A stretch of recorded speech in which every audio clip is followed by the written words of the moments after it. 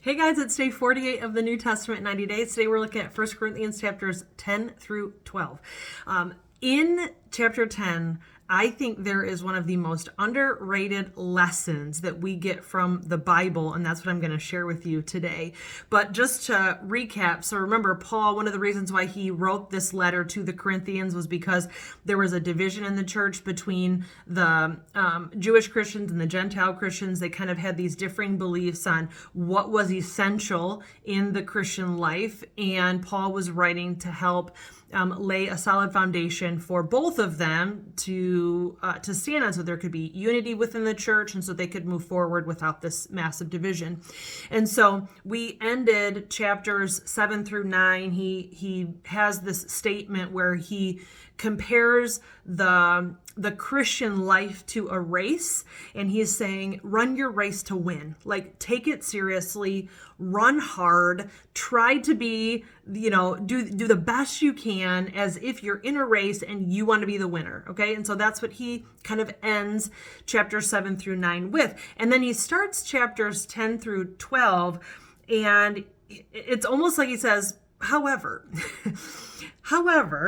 he says, I don't want you to forget about our ancestors in the wilderness long ago. And then he goes on to remind them of when the Israelites came out of their slavery to Egypt. So in the Old Testament, we learn that the Israelites were in slavery for 400 years, and through a course of pretty incredible events, they were released from their slavery, and then they ended up wandering in the desert for many years. And in that time, God would lead them through the desert. Like, there would be a physical manifestation of God's presence, and it was a pillar of cloud during the day, and then it would turn into a pillar of fire by night. And when it would move, they were supposed to follow it, and when it would stop, they were supposed to stop and set up camp.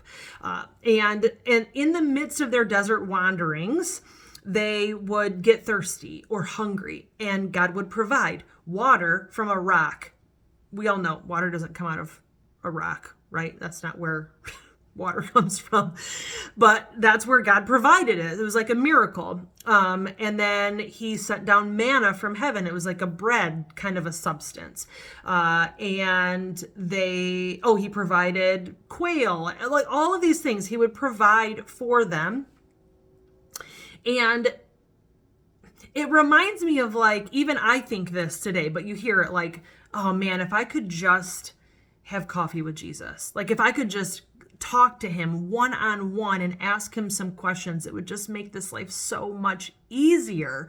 And they had, like I said, God physically manifesting himself and providing for them. You would think that if anyone in the history of the world would have been confident in who God was and would have stayed committed to him through their whole lives, it would have been the Israelites, because of all the ways that they really experienced God. And what Paul says, he's like, don't forget about our ancestors in the wilderness. God was not pleased with them. They kept turning their backs on God. The story that's the craziest to me is in the midst of all, they're experiencing God providing for them, protecting them, all of these things. And then their leader at the time, Moses, he goes up on this mountain, and he's gone for a few weeks. And they turn to Moses' brother, and they're like, we don't know where Moses is. Make us a god to follow. And so he takes all this gold, he puts it in a fire and melts it down and makes this golden calf for them. This is the God that they're going to worship. I'm like, why you would do that? I don't understand that, right? You've just experienced all of these things with the creator God, and now you're going to create a statue and worship it. It's just so bizarre to me. But that happened to them. They turned their backs on God, even though they had experienced him so incredibly. They still went their own way. And so Paul's like, don't forget them. Okay? And then he says, if you think you're standing strong, be careful not to fall. It's like he's saying, if they turned their backs on God after all that they had experienced, don't think that you will live your life and never make any mistakes. Like, be on guard is what he's saying. And man, if we could, Christian, non-Christian alike, if we could take that lesson, how many people enter into marriage? No one enters into a marriage thinking, in 5 years, I think our marriage is going to fail and we're going to get divorced. No one would get married if they expected that outcome, right? Those types of things, they creep in. And you think you're fine. And so you start getting lax, and then things break apart.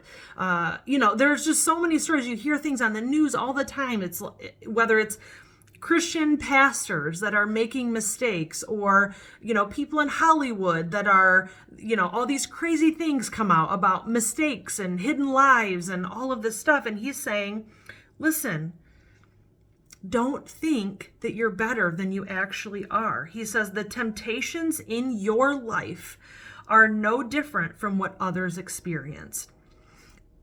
And I think this is the way that it internalizes in my mind, and this is the way I try to think about it, is I can point the finger at all these people and the way that they screw up, and I can say, oh, you're such an idiot. How could that even happen? And what that will do inside of me is it'll make me prideful, and it'll make me think that I'm standing super tall and I won't be careful. I'll think, well, that would never happen to me. I would never make a mistake like that person. And I feel as though that attitude makes us prime targets, for things like that to happen. Like, we'll be the ones that'll make those same mistakes because we think we're so good. But if we have a humble attitude, if we, like Paul, if we think, I am standing strong now, but I need to be careful to not let temptations creep in, or, I need to be, whether it's marriage or parenting or relationships or money or whatever it is, I need to be careful that I don't let bad mindsets, bad actions just slowly creep in. I need to be on guard. But this is the beautiful thing that he says, is like, don't forget, God is faithful. And this is the wonderful thing about God, is that when we live our lives for him, he is faithful. It says he won't allow the temptation to be more than you can stand. And when you're tempted, he will show you a way out so that you can endure. I try to tell my kids this because I didn't think this when I was growing up, and I want my kids to see this. If there's ever a situation that you're in, look for the way out, because there will always be a way out. If there's something that you're about to engage in, or you're in the midst of, and you're like, oh, I got myself into a situation, I shouldn't be here, there's always a way out. There is always a way out, because God is faithful and he won't let us be tempted. Now, we'll stay in the temptation. We're really good at that. But God will always provide a way out. And so that was the lesson. That's specifically in 1 Corinthians chapter 10. So if you want to go ahead and check that out on your own, you can find it. But that really stuck out to me, and I wanted to share that with you today. So that was day 48. If you have any questions about what I shared today, I would love to have a conversation with you. You can leave a comment or shoot me a private message. And if I don't hear from you today, I'll see you tomorrow. Bye, guys.